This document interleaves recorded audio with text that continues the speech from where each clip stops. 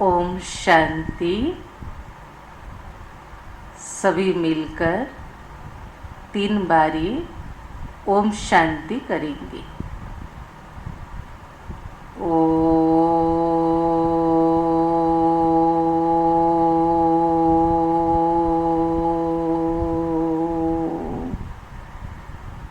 शांति।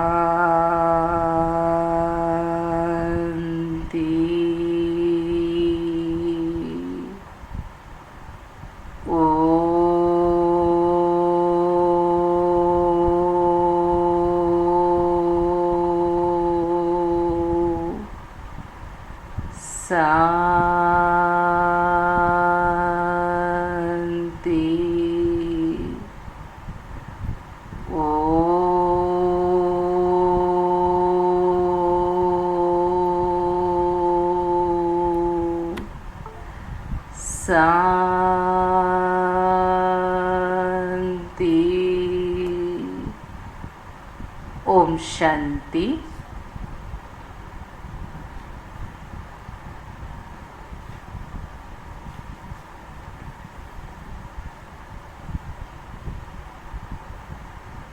ओम शांति।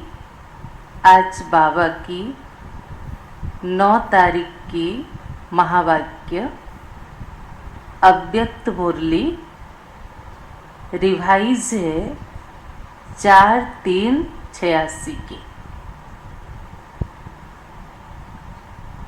मुरली की सार सर्वश्रेष्ठ रचना का फाउंडेशन स्नेह। बहुत सुंदर बाबा की मुरली की सार सर्वश्रेष्ठ रचना का फाउंडेशन स्नेह।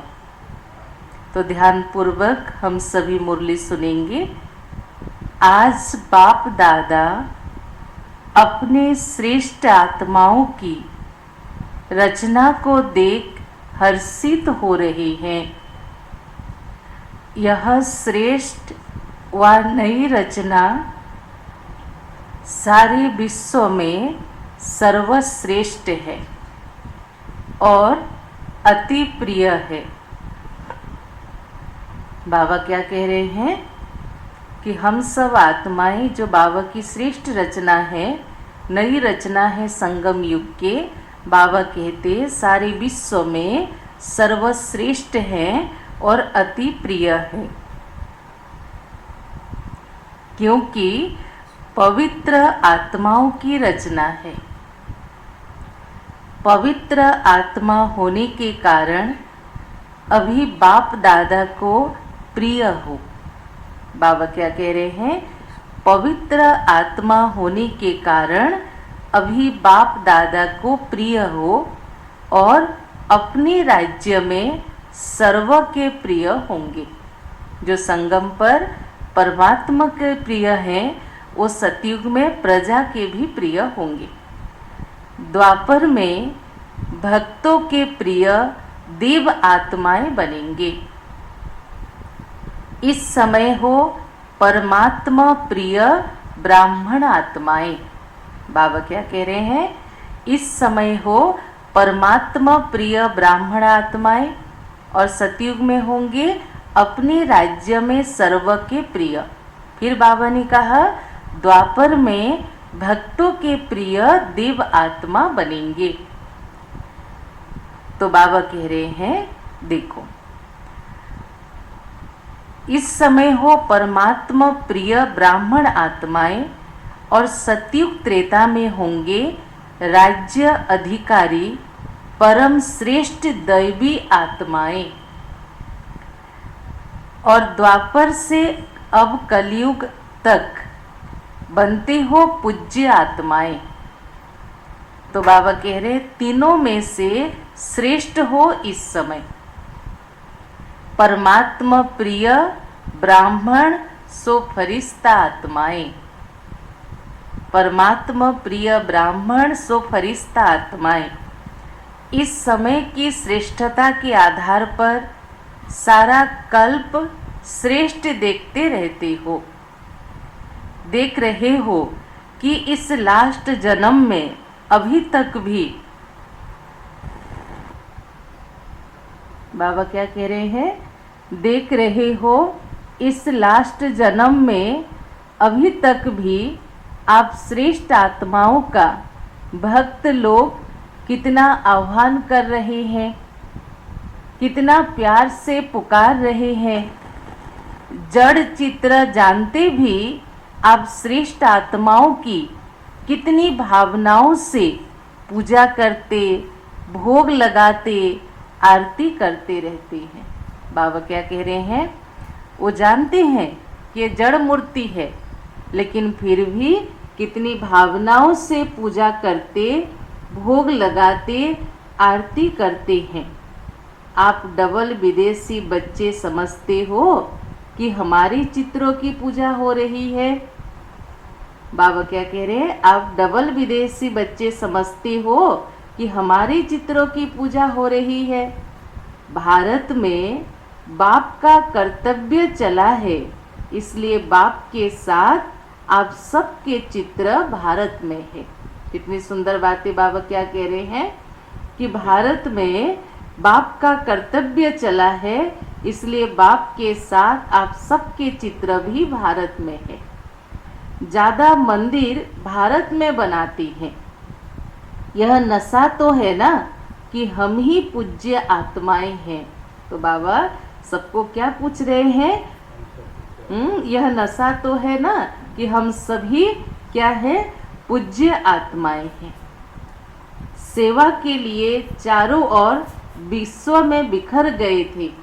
बाबा कह रहे हैं द्वापरिक से जो भी विदेशी बच्चे बाहर हैं, क्यों हैं, जब बाबा संगम युग में आएंगे तो बाबा की सेवा की प्रत्यक्षता सारे विश्व में होगा, इसलिए बिखर गए थे। कोई अमेरिका तो कोई अफ्रीका पहुंच गए, लेकिन किस लिए गए हो, इस समय सेवा के संस्कार, स्नेह के संस्कार है। सेवा की विशेषता ही है स्नेह। बाबा से स्नेह नहीं होगा, प्यार नहीं होगा तो आत्मा कभी भी सेवा नहीं कर सकती। जब तक ज्ञान के साथ रूहानी स्नेह की अनुभूति नहीं होती, वो कभी किसी को ज्ञान सुना नहीं सकेगा। क्या कह रहे हैं बाबा, जब तक ज्ञान के साथ रूहानी स्नेह की अनुभूति नहीं होती तो ज्ञान कोई को सुना नहीं सकेगा। आप सब डबल विदेशी बाप के बने तो आप सबका फाउंडेशन क्या रहा। बाबा क्या कह रहे हैं, आप सब डबल विदेशी बाप के बने तो आप सबका फाउंडेशन क्या रहा। मेजॉरिटी देखना, जो भी बाबा के बच्चे बनते हैं उसका फाउंडेशन क्या होता, बाप का स्नेह, परिवार का स्नेह, दिल का स्नेह या निस्वार्थ स्नेह। जो भी बाबा के घर खींच के बच्चों को लेके आता, उसका आधार बाबा क्या कह रहे हैं, बाप का स्नेह, परिवार का स्नेह, दिल का स्नेह, निस्वार्थ स्नेह। इसने श्रेष्ठ आत्मा बनाया तो सेवा का पहला सफलता का स्वरूप है स्नेह। किसको परिवार से स्नेह होता, किसको परमात्मा स्नेह की अनुभूति होता, किसको निस्वार्थ भाव सेवा देख के स्नेह होता, और वो बाबा के घर में आते हैं। जब स्नेह में बाप के बन जाते हो तो फिर कोई भी ज्ञान की पॉइंट सहज स्पष्ट होती जाती है। तो स्नेह में नहीं आता, जो स्नेह में नहीं आता, बहुत सुंदर लाइन बाबा कह रहे, जो स्नेह में नहीं आता वह सिर्फ ज्ञान को धारण कर आगे बढ़ने में समय लेता है ना। जब तक परमात्मा स्नेह नहीं होगा, परिवार से स्नेह नहीं होगा, निस्वार्थ स्नेह की अनुभूति नहीं होगा, वो ज्ञान के आधार से आगे बढ़ने में समय लेता है, मेहनत भी लेता है, क्योंकि उनकी वृत्ति क्यों, क्या, ऐसा, कैसे, इसमें ज़्यादा चलती है। और स्नेह में जब लवलीन हो जाते तो स्नेह के कारण बाप का हर बोल उनको स्नेही लगता है। प्रश्न नहीं आता उस समय, क्वेश्चन समाप्त हो जाता है। बाप का स्नेह आकर्षित करने के कारण क्वेश्चन करेंगे तो भी समझने के लिए करेंगे। स्नेह होगा तो जो भी प्रश्न पूछेंगे बाबा क्या कह रहे हैं, समझने के लिए करेंगे। अनुभवी होना, सबको बाबा क्या कह रहे हैं, हम भी जब सब ज्ञान में आए थे तो उस समय हमारा स्वरूप कैसा था, तो अनुभवी होना। जो प्यार में खो जाते हैं तो जिससे प्यार है उसको वह जो बोलेगा उनको वह प्यार ही दिखाई देगा। जैसे बाबा कह रहे हैं लौकिक में भी जिससे प्यार होता है, अगर वो हमें कोई शिक्षा दे रहा है, कुछ डांट भी रहा है, तो भी उसमें उसका प्यार हमें अनुभव होगा। तो सेवा का मूल आधार है स्नेह। बाप भी सदैव बच्चों को स्नेह से याद करते हैं, स्नेह से बुलाते हैं, स्नेह से ही सर्व समस्याओं से पार भी कराते हैं। कितनी सुंदर बाबा ने कहा, बच्चों को स्नेह से याद करते हैं, स्नेह से बुलाते हैं, स्नेह से ही सर्व समस्याओं से पार कराते हैं। तो ईश्वरीय जन्म का, ब्राह्मण जन्म का फाउंडेशन है ही स्नेह। आज बाबा इसके ऊपर बच्चों को समझा रहे हैं। स्नेह के फाउंडेशन वाले को कभी भी कोई मुश्किलात बात नहीं लगेगी। स्नेह के कारण उमंग उत्साह रहेगा। जो भी श्रीमत बाप की है हमें करना ही है। क्या अनुभव करेंगे स्नेह के कारण? जो भी श्रीमत बाप की है हमें करना ही है। देखेंगे, करेंगे, सोचेंगे, यह स्नेही के लक्षण नहीं होते। तो बाप ने मेरे प्रति कहा है और मुझे करना है, ऐसा अनुभव करेंगे। कितनी सुंदर लाइन बाबा ने कहा, बाप ने मेरे प्रति कहा है और मुझे करना ही है। यह है स्नेही आत्माओं की स्थिति। स्नेही हलचल वाले नहीं होंगे। देखो बाबा कह रहे हैं, पहला है परिचय, परमात्मा का परिचय हो गया। फिर हो गया संबंध कि हम उसके बच्चे हैं। जब संबंध जुड़ा तो हो गया स्नेह। जब स्नेह मजबूत हो गया तो कभी किसी बात में हलचल नहीं होंगे। सदा बाप और मैं, तीसरा ना कोई। जैसे बाप बड़े ते बड़ा है, स्नेही आत्माएं भी सदा बड़ी दिल वाली होंगी।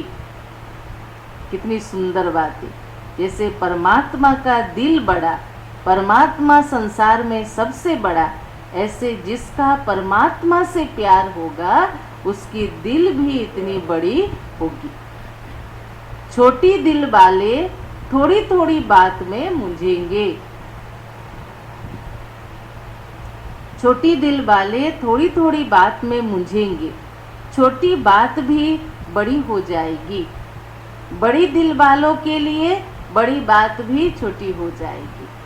बहुत सुंदर बात। एक बार सूरज भाई कहते कि जब मैं शुरू में सेवा में आया था और भंडारा संभाला था, तो जैसे कुछ नुकसान हो जाता है लौकिक में, थोड़ा भी कुछ दूध गिरा, कुछ हुआ, तो हम टेंशन में आ जाते हैं। तो उनसे बहुत ज़्यादा दूध उबल के गिर गया, जैसे एक बाल्टी से भी ज़्यादा। तो जो उनको सिखा रहे थे भाई ने कहा कोई बात नहीं, पानी डाल दो, सफाई कर दो।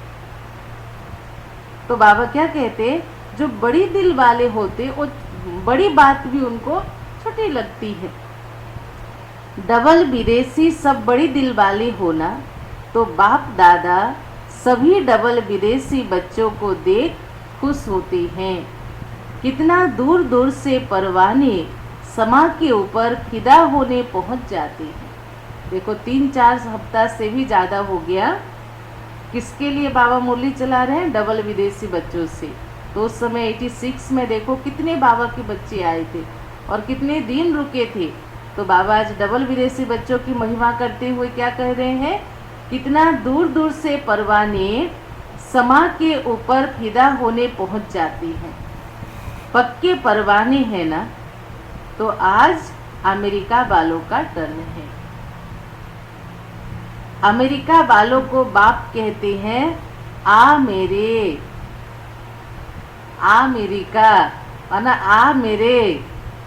हाँ, बाबा कितना कह रहे, अमेरिका वाले कहते हैं आ मेरे, यह विशेषता है ना। वृक्ष के चित्र में आदि से विशेष शक्ति के रूप में अमेरिका दिखाया हुआ है। जब से स्थापना हुई है तो अमेरिका को बाप ने याद किया है। साकार में भी जब बाबा थे, बाबा के तन में आते थे, विशेष पाठ है। जैसे एक विनाश की शक्ति श्रेष्ठ है, दूसरी क्या विशेषता है? कल्प वृक्ष चित्र देखो, दोस्त ना कि दो शक्ति आपस में लड़ेंगे और मक्खन भारत को मिलेगा। तो इधर जो दिखा है अमेरिका चित्र लिखा हुआ है ना, वहाँ कैसे एटॉमिक वार होगा। तो जैसे एक विनाश की शक्ति श्रेष्ठ है, दूसरी क्या विशेषता है? विशेषताएं तो स्थान की है, बाबा कह रहे, लेकिन अमेरिका की विशेषता यह भी है कि एक तरफ विनाश की तैयारियां भी ज़्यादा है और दूसरी तरफ फिर विनाश को समाप्त करने की यूएन भी वहाँ है, यूनाइटेड नेशन। एक तरफ विनाश की शक्ति, दूसरे तरफ है सभी को मिलाने की शक्ति। यूएनओ भी वहाँ है, यूएनओ भी है वहाँ पे। हाँ, तो शक्ति तो डबल शक्ति हो गई ना। वहाँ सभी को मिलाने के लिए प्रयत्न करते हैं, तो वहाँ से ही फिर यह रूहानी मिलन का भी आवाज़ बुलंद होगा। बाबा ने कहा है ना, वहाँ से ही कोई ऐसी आत्मा आएंगे भारत में जो कुंभकर्ण जागेंगे। वह लोग तो अपनी रीति से सभी को मिलाकर शांति का प्रयत्न करते रहते हैं, लेकिन यथार्थ रीति से मिलाना तो आप लोगों का ही कर्तव्य है।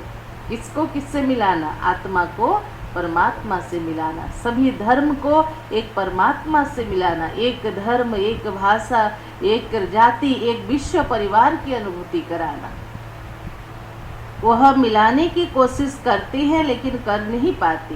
वास्तव में सभी धर्म की आत्माओं को एक परिवार में लाना, यह आप ब्राह्मणों का वास्तविक कार्य है। बाबा के घर मधुबन में भी देखो, सेंटर में भी देखो, जो बच्चे हम क्या सेवा करते, सर्वधर्म सम्मिलन करते, सभी धर्म वालों को एक साथ बुलाते, एक साथ एक ही मंच पर बिठा के सेवा करते हैं। तो ये कार्य वास्तव में किसका है? ब्राह्मणों का। यह कार्य करना है, विशेष कार्य। जैसे विनाश की शक्ति वहाँ श्रेष्ठ है, ऐसे स्थापना की शक्ति का आवाज बुलंद हो। विनाश और स्थापना साथ साथ दोनों झंडे लहरावे, एक साइंस का झंडा और एक साइलेंस का झंडा। साइंस की शक्ति का प्रभाव और साइलेंस की शक्ति का प्रभाव दोनों जब प्रत्यक्ष हो तब कहेंगे प्रत्यक्षता का झंडा लहराना। साइंस तो अभी वहाँ प्रत्यक्ष है, लेकिन जब साइलेंस भी प्रत्यक्ष होगा तब कहेंगे प्रत्यक्षता का झंडा लहराना। जैसे कोई वीआईपी किसी देश में जाते हैं तो उनके स्वागत के लिए रोड के दोनों साइड में क्या करते हैं? उस देश के झंडा लहराते हैं ना, अपने देश का भी लगाते, और जो आते उनके देश का भी झंडा लगाते हैं। तो परमात्मा अवतरण का भी झंडा लहरावे, परमात्मा कार्य का भी स्वागत करे। बाप का झंडा कोने कोने में लहरावे, तब कहेंगे विशेष शक्तियों को प्रत्यक्ष किया। बाबा क्या कह रहे हैं? बाप का झंडा कोने कोने में लहरावे, तब कहेंगे विशेष शक्तियों को प्रत्यक्ष किया। यह गोल्डन जुबली का वर्ष है ना, तो गोल्डन सितारा सभी को दिखाई दे। इसके लिए तो बाबा ने कितने बार मुरली चलाए, गोल्डन जुबली में गोल्डन स्थिति कैसे बनानी, गोल्डन स्टेज कैसे बनानी। कोई विशेष सितारा आकाश में दिखाई देता है तो सभी का अटेंशन उस तरफ जाता है ना। क्या कहते, देखो देखो आसमान में आज एक विशेष चमकती हुई सितारा दिखाई दे रहा है। तो यह गोल्डन चमकता हुआ सितारा सभी की आंखों में, बुद्धि में दिखाई दे, यह है गोल्डन जुबली मनाना। यह सितारा पहले कहाँ चमकेगा, बाबा पूछ रहे। माना जो प्रत्यक्षता होगा, फरिश्ते स्वरूप का दर्शन होगा, तो बाबा कहते कहाँ से चमकेगा। अभी विदेश में अच्छी वृद्धि हो रही है और होना ही है। बाप के बिछड़े हुए बच्चे कोने कोने में जो छिपे हुए हैं, वह समय प्रमाण संपर्क में आ रहे हैं। विदेश में बहुत सेवा की वृद्धि हो रही है। सभी एक दो से सेवा में उमंग उत्साह से आगे बढ़ रहे हैं।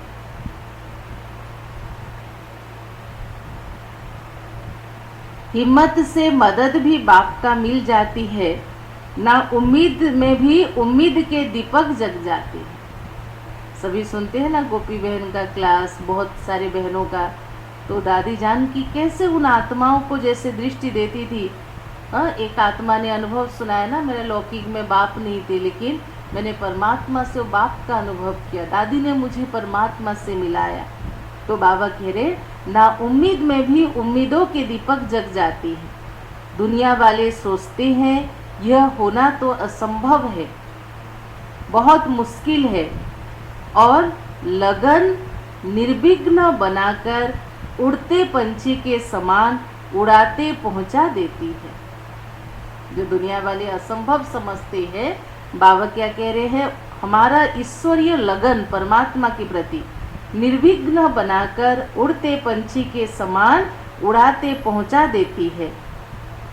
डबल उड़ान से पहुंचे हो ना, एक है उड़ता पंछी बन के स्थिति के उड़ान, और दूसरा है फ्लाइट के द्वारा पहुंच गए। तो बाबा कहते, एक है प्लेन के द्वारा और दूसरा है बुद्धि के विमान।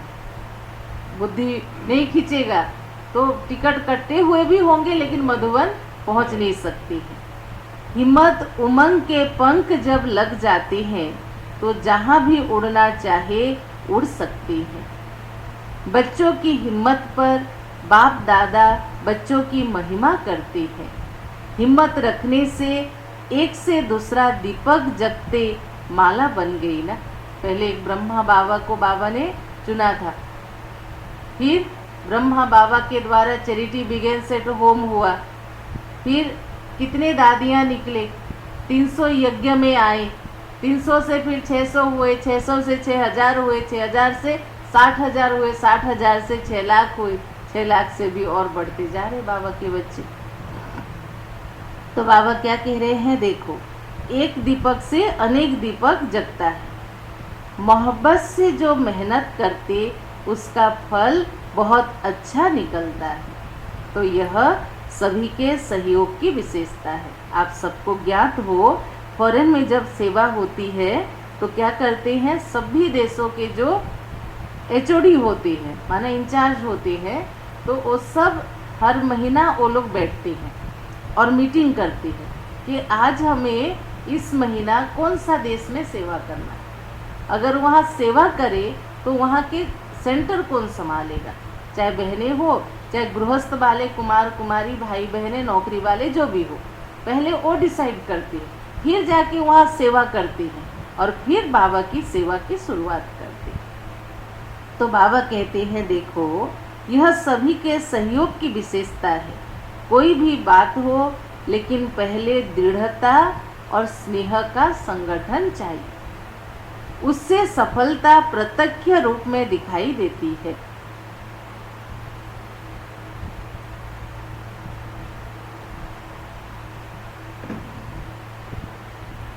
दृढ़ता कलराठी जमीन में भी फल पैदा कर सकती है। बाबा क्या कह रहे हैं, दृढ़ता कलराठी जमीन में भी फल पैदा कर सकती है। आजकल साइंस वाले रेत में भी फल पैदा करने का प्रयत्न कर रहे हैं, और इसका एग्जाम्पल तो देखो, बाबा के घर है मधुबन, रेत माना मरुभूमि में भी फल पैदा करने का प्रयत्न कर रहे हैं। तो साइलेंस की शक्ति क्या नहीं कर सकती है। जिस धरनी को स्नेह का पानी मिलता है, वहाँ के फल बड़े होते हैं। क्या सुंदर बाबा ने बातें कहा, जिस धरनी को स्नेह का फल मिलता है, पानी मिलता है, वहाँ के फल बड़े होते हैं और स्वादिष्ट होते हैं, जिसकी निशानी स्वर्ग में बड़े बड़े फल और टेस्टी फल होंगे। आप देखो, दो पौधे भी ले लो, एक को बहुत प्यार से उसके साथ बातें करो और एक को धिक्कार करो, तो दोनों की वृद्धि में देखो, ग्रोथ में अंतर दिखाई दे, साइंटिफिकली प्रूफ है। तो बाबा कहते हैं जिस धरनी को स्नेह का पानी मिलता वहाँ के फल बड़े होते हैं और स्वादिष्ट होते हैं। यहाँ हम कितनी मेहनत करते, पर मधुबन में देखो, ज्ञान सरोवर में देखो, पहाड़ी में जगह जगह जो कटा हुआ है, गुलाब के पौधे लगे हैं, कितने बड़े बड़े गुलाब फूल निकलते हैं। तो देखो, फल की शकल बहुत अच्छी होती है लेकिन टेस्टी नहीं। एक लाइन मिस हो गया। बाबा कह रहे हैं देखो, स्वर्ग में बड़े बड़े फल और टेस्टी अच्छे होते, विदेश में भी बड़े फल होते जो हाइब्रिड, तो बड़े फल होते लेकिन टेस्टी नहीं होते। फल की शकल बहुत अच्छी होती लेकिन टेस्ट नहीं होती है। देखो देसी पपीता देखो कितना मीठा, हाइब्रिड पपीता देखो कैसा होता है। भारत के फल छोटे होते हैं लेकिन टेस्ट बहुत अच्छी होती है। फाउंडेशन तो सब यहाँ ही पड़ता है ना, जिस सेंटर पर स्नेह का पानी मिलता।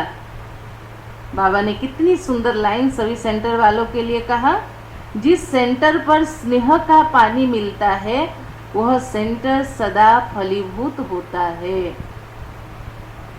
खिंचे हुए कैसे आते हैं, जहाँ स्नेह मिलता है वो सेंटर सदा फलीभूत होता है। सेवा में भी और साथियों में भी। स्वर्ग में शुद्ध पानी, शुद्ध धरती, शुद्ध स्नेह, तो वहाँ फल भी ऐसे अच्छे होंगे। जहाँ स्नेह है वहाँ वायुमंडल अर्थात धरनी भी श्रेष्ठ होती है। वैसे भी जब कोई डिस्टर्ब होता है तो क्या कहते हैं, वैसे भी जब कोई डिस्टर्ब होता है तो क्या कहते हैं, मुझे और कुछ नहीं चाहिए, मुझे बस थोड़ा स्नेह चाहिए। कभी कभी कहीं पर भी लौकिक में हो, बाबा के घर में भी हो, कहीं के बाबा के बच्चे डिस्टर्ब होते, उनको जब समझाते तो क्या कहेंगे, मुझे कुछ नहीं चाहिए, मुझे थोड़ा सा स्नेह चाहिए। तो डिस्टर्ब होने से बचने का साधन भी स्नेह ही है। लौकिक में भी घर घर में झगड़ा का मूल कारण है स्नेह की कमी। तो बाप दादा को सबसे बड़ी खुशी इस बात की है। बहुत इंपॉर्टेंट लाइन, सभी ध्यान पूर्वक सुनेंगे। बाबा क्या कह रहे हैं, बाप दादा को सबसे बड़ी खुशी इस बात की है कि खोए हुए बच्चे फिर से आ गए। 5000 वर्ष से जो बाबा से बिछड़ गए थे और इस दुनिया में भी कोने कोने में अलग अलग धर्मों में, देश में, जात में, मत में जो बिछड़ के चले गए थे वो सब वापस आ गए। अगर आप वहाँ नहीं पहुँचते तो सेवा कैसे होती। विदेश बच्चों को बाबा खुश करने के लिए क्या कह रहे हैं, अगर आप ड्रामा अनुसार पहले से विदेश के उन सभी देशों में नहीं पहुँचते तो बाबा कहते सेवा कैसे होती। इसलिए बिछड़ना भी कल्याणकारी है। कभी कभी मन में आता है ना, बाबा हमें इतना दूर क्यों। हमें भी शुरू शुरू में बहुत आता था कि दादी लोग कितने भाग्यवान आत्मा है कि अंत जन्म में बाबा के साथ सिंध में बसे थे, अगल बगल होके, और हम लोग कहाँ कितने दूर में रहते थे। तो बाबा क्या कह रहे हैं, अगर आप वहाँ दूर नहीं होते तो उस जगह की सेवा कैसे होती। और मिलना तो है ही कल्याणकारी ना। तो अपने अपने स्थान पर सब अच्छे उमंग से आगे बढ़ रहे हैं और सभी के अंदर एक लक्ष्य है कि बाप दादा की जो एक आस है। सभी अपने अपने स्थान पर अच्छे उमंग से आगे बढ़ रहे हैं और सभी के अंदर एक लक्ष्य है तो सभी के अंदर कौन सा, बाप दादा की जो एक ही आस है कि सर्व आत्माओं को अनाथ से सनात बना दे। बाबा को नहीं पहचानते, माना अनाथ ही हुए ना, तो बाबा के साथ संबंध जुड़ा दे, बाबा का परिचय दे दे तो सनात हो गए। इसलिए अभी समय है, आप सभी भाई बहनें जो भी क्लास सुन रहे हो, कि अभी लॉकडाउन में सब क्या कर रहे हैं, घर बैठे हैं, सबके पास फुर्सत ही फुर्सत है, तो आप फ़ोन करके अपने लौकिक बालों से बात करो, हालचाल पूछो, बातों बातों में एक दो ज्ञान की बातें उनको छोड़ो। ऐसे करके उनका भी तो कल्याण करना है ना। तो इसलिए बाबा कह रहे यह आस हम पूर्ण करें। सभी ने मिलकर जो शांति के लिए विशेष प्रोग्राम बनाया वो भी अच्छा है। आप सब देखते ना, जो इंटरनेशनल मेडिटेशन डे जो 21 जून होता है, योगा डे, और उस समय जब हम सभी राउरकेला के भाई बहने, याद करो 13 नंबर फील्ड में 1-2 बार प्रोग्राम बनाए, और अमृत वेला जब बाबा की याद में साइलेंस म्यूजिक बजते हुए योग करते तो कितने गर्व महसूस होता है, कितनी खुशी, कितनी आनंद महसूस होता है। कि अभी भी याद करो तो कैसे लग रहा है, रोमांच खड़े हो जा रहे कि हम सभी से शांति के प्रकंपन निकलकर पूरी राउरकेला में निकल रहा है और हम सब शांति के फरिश्ते हैं। बाबा ने इस कार्य के लिए हमें निमित्त बनाया है। तो याद करते तो कितने अच्छे अनुभव होते। तो बाबा ने कहा जो सभी ने मिलकर शांति के लिए विशेष प्रोग्राम बनाया वह भी अच्छा है। कम से कम सभी को थोड़ा साइलेंस में रहने का अभ्यास कराने के निमित्त तो बन जाओगे ना। अगर कोई सही रीति से, कितनी सुंदर लाइन देखो बाबा क्या कह रहे हैं, अगर कोई सही रीति से 1 मिनट भी साइलेंस का अनुभव करे, 1 मिनट, जो योगा डे में हम प्रोग्राम बनाते, लाल किला में भी दिखाया, जगह जगह प्रोग्राम दिखाया, रामलीला मैदान में भी लाखों लोगों को, 1000 लोगों को बुला के, और उस समय जो मेडिटेशन करके वाइब्रेशन देते हैं, तो उस समय अगर कोई 1 मिनट भी साइलेंस का अनुभव करे तो वह 1 मिनट की साइलेंस का अनुभव बार बार उस आत्मा को स्वतः बाबा के घर, बाबा के पास खींचता रहेगा। इसलिए आप सभी को भी कहा जाता ना, आपके घरों में भी जब योग करते इतने पावरफुल शांति के वाइब्रेशन आपके परिवार के सदस्य हो। ये मत सोचो सब आपके सेवा करने वाली आत्माएं, आपके घर वाले नहीं है, उन आत्माओं के कल्याण के लिए आपको वहाँ बाबा ने रखा है। क्योंकि सभी को शांति चाहिए, लेकिन विधि किसी को नहीं आती है, संग नहीं मिलता। जबकि शांति प्रिय सब आत्माएं हैं, तो ऐसी आत्माओं को शांति की अनुभूति होने से स्वतः आकर्षित होंगी। क्योंकि शांति हर आत्मा को अच्छा लगता है। क्यों लगता है? क्योंकि शांति हर आत्मा के अपने स्वधर्म है, मूल स्वभाव है, मूल गुण है, मूल चाहना है, पाने की इच्छा है। तो इसलिए बाबा कह रहे हैं देखो, हर स्थान पर अपने अपने विशेष कार्य करने वाले अच्छी निमित्त बनी हुई श्रेष्ठ आत्माएं हैं।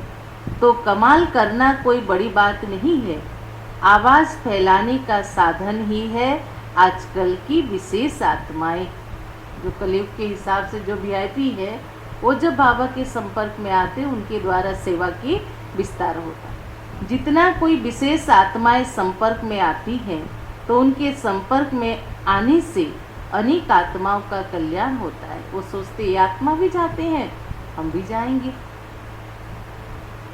एक वीआईपी द्वारा अनेक साधारण आत्माओं का कल्याण हो जाता है।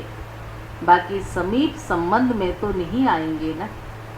भले प्रोग्राम में आएंगे, सेंटर अच्छा लगता, बहनों का प्यार अच्छा लगता, यहाँ की शांति अच्छी लगती है, लेकिन ज्ञान में आना इतना सहज उन आत्माओं का पाठ नहीं है।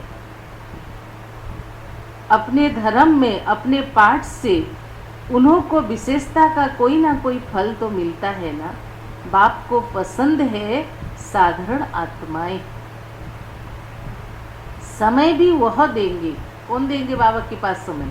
तो साधारण आत्माएं, गरीब आत्माएं। उन्हों को तो समय ही नहीं है, लेकिन वह निमित्त बनते हैं तो फायदा अनेकों का होता है।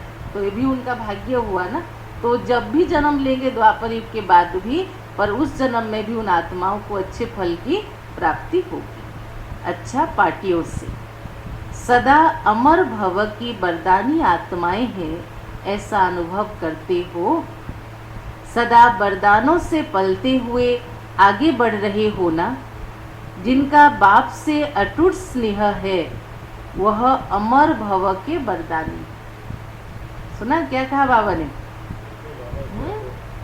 जिनका बाबा से अटूट स्नेह है वह अमर भव के वरदानी है, सदा बेफिक्र बादशाह है। किसी भी कार्य के निमित्त बनते भी बेफिक्र रहना यही विशेषता है।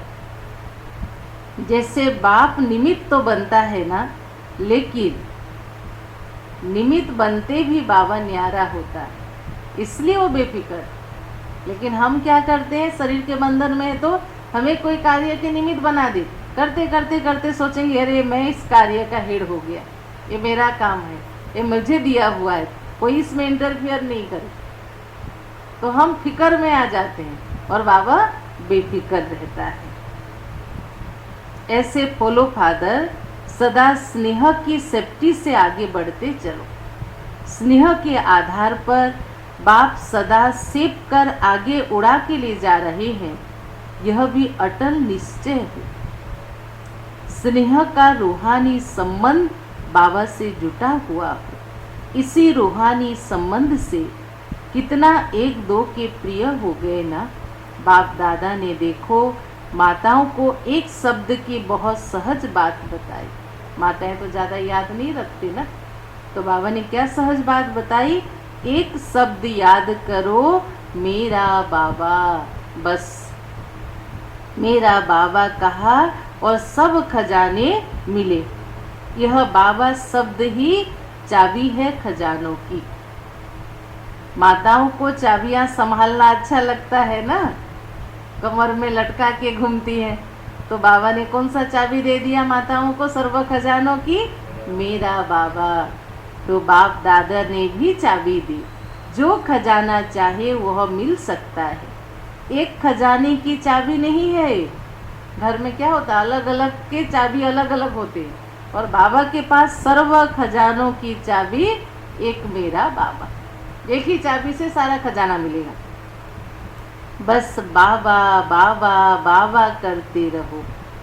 हमने देखा है, दीदी से बहुत प्यार था, सुंदरगढ़ में एक माता की भावना भी थी और ज्ञान इतना समझते, दीदी से और बाबा से प्यार। आज की डेट में भी बस बाबा बाबा करेगी और अपने तन मन धन। हमने देखा था इतनी गरीबी में थी वो आत्मा, 3 टाइम ठीक से खाना भी नहीं मिलता था, लेकिन आज उनके बिजनेस भी बढ़ा है और वो आत्माएं बहुत अच्छे घर भी बनाए हैं, और जब बसंती मकान भी बना तो लाखों रुपया बाबा की यज्ञ सेवा में लगाए। इसका अर्थ ये नहीं कि बहुत बच्चे जिनके पास लाखों नहीं है, ऐसे नहीं, लेकिन उस एक आत्मा की भावना कि उनके बच्चे कोई ज्ञान में नहीं है, लेकिन सब उनके भावना से आज वृद्धि हुआ बोल के सभी सहयोगी। तो बाबा बाबा करते रहो तो अभी भी बालक सो मालिक और भविष्य में भी मालिक बनेंगे। सदा इसी खुशी में नाचते रहो। अच्छा, मीठे मीठे सिखिलधे बच्चों प्रति मात पिता बाप दादा का याद प्यार और गुड मॉर्निंग। रूहानी बाप की रूहानी बच्चों को नमस्ते। हम रूहानी बच्चों की रूहानी बाप दादा को पदम गुणा नमस्ते नमस्ते। ओम शांति ओम शांति। आज की वरदान है मुरली की। निश्चय की, बाबा कह रहे, निश्चय की अखंड रेखा द्वारा नंबर 1 भाग्य बनाने वाले विजय के तिलकधारी भव। निश्चय की अखंड रेखा माना जब से बाबा के बने आज तक निश्चय में कोई कमी ना हो, कम ज़्यादा ना हो, अप एंड डाउन ना हो। तो निश्चय की अखंड रेखा द्वारा नंबर 1 भाग्य बनाने वाले विजय के तिलकधारी भव। जो निश्चय बुद्धि बच्चे हैं वह कभी कैसे व ऐसे के विस्तार में नहीं जाते। उनके निश्चय की अटूट रेखा अन्य आत्माओं को भी स्पष्ट दिखाई देती। उनके निश्चय के रेखा की लाइन बीच बीच में खंडित नहीं होती। तो ऐसा रेखा वाले के मस्तक में अर्थात स्मृति में सदा विजय का तिलक नजर आएगा। हर कार्य में, हर परिस्थिति में उनको गुप्त विजय के नशा उनके चेहरे में अनुभव होगा। वे जन्मते ही सेवा के जिम्मेवारी के ताजधारी होंगे। कितनी सुंदर लाइन। जिनका निश्चय होगा वो जन्मते ही सेवा के ताजधारी होंगे। सदा ज्ञान रत्नों से खेलने वाले होंगे। सदा याद और खुशी के झूले में झूलते हुए जीवन बिताने वाले होंगे। यही नंबर 1 भाग्य की रेखा है। माना आज की मुरली से एक आत्मा की बहुत याद आ रही है। माना जब से वो बाबा के बच्चे बने, 7 दिन कोर्स हुआ, पहले महीना से वो आत्मा बाबा की यज्ञ की सेवा करती। वो भले 12 महीना में 10 महीना भी राउरकेला में ना रहे, लेकिन आते ही वो 10 महीना का जो वो महीना सेवा देते वो पहले यज्ञ में देंगे। लॉकडाउन में भी मैंने कहा भाई माता कैसे हो? कहते हम सेंटर नहीं आ रहे दीदी, क्योंकि शरीर की थोड़ी देखभाल करनी पड़ती है, लेकिन आप निश्चिंत रहो। मैंने कहा मुझे कोई चिंता नहीं है, लेकिन वो 10 मिनट समय निकाल के भी कि बहनें लॉकडाउन में कैसे चलते होंगे, भले हम सेंटर नहीं जाने पर हमारी जिम्मेवारी है। लेकिन वो लॉकडाउन में भी वो 2 बार आके 6 महीना की सेवा दे के गए। कहने का भाव है कि वो अपनी जिम्मेवारी समझते हैं, लेकिन जिनको निश्चय नहीं होगा, यज्ञ से प्यार नहीं होगा, तो थोड़ा सा कुछ बहाना हुआ, हाँ हम तो छूट गए, हमारा तो बच गया, लेकिन आपके भाग्य जमा नहीं हो रहा है, ये चीज़ उनको समझ में नहीं आता है। तो सुना आज की वरदान, निश्चय की अखंड रेखा द्वारा नंबर 1 भाग्य बनाने वाले विजय के तिलकधारी भव। आज की स्लोगान है, बहुत सुंदर स्लोगान।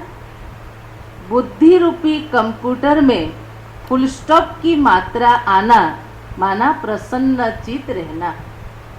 बुद्धि में क्यों, क्या, कैसे क्वेश्चन आता है ना, तो बुद्धि रूपी कंप्यूटर में फुल स्टॉप की मात्रा आना माना प्रसन्न चित रहना। फुल स्टॉप माना जो हुआ अच्छा हुआ, जो हो रहा है अच्छा हो रहा है।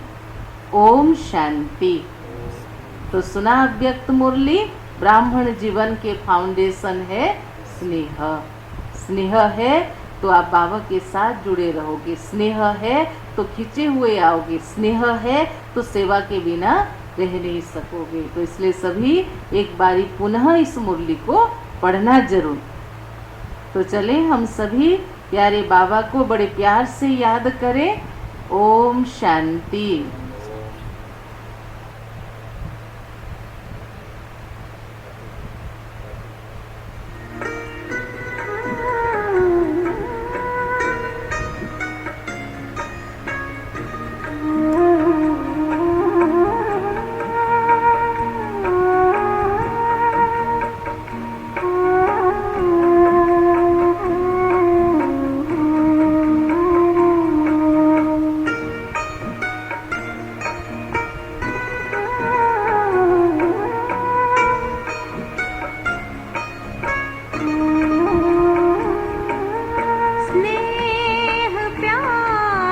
तुझसे बाबा बांधी है जीवन डोर, बांधी है जीवन डोर।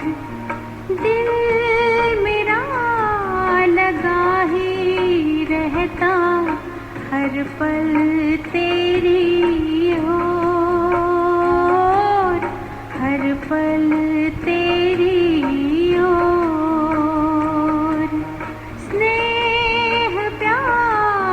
तुझसे बाबा बांधी है जीवन डोर, बांधी है जीवन डोर।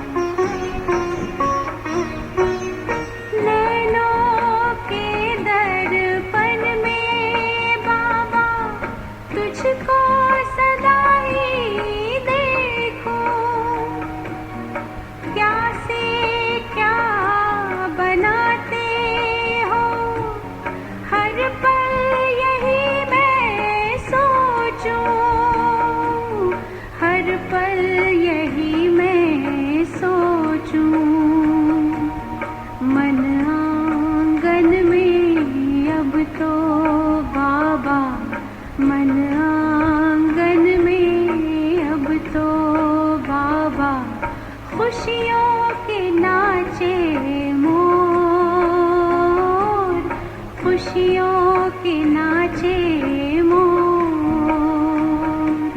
स्नेह प्यार की तुझसे बाबा बांधी है जीवन डोर, बांधी है जीवन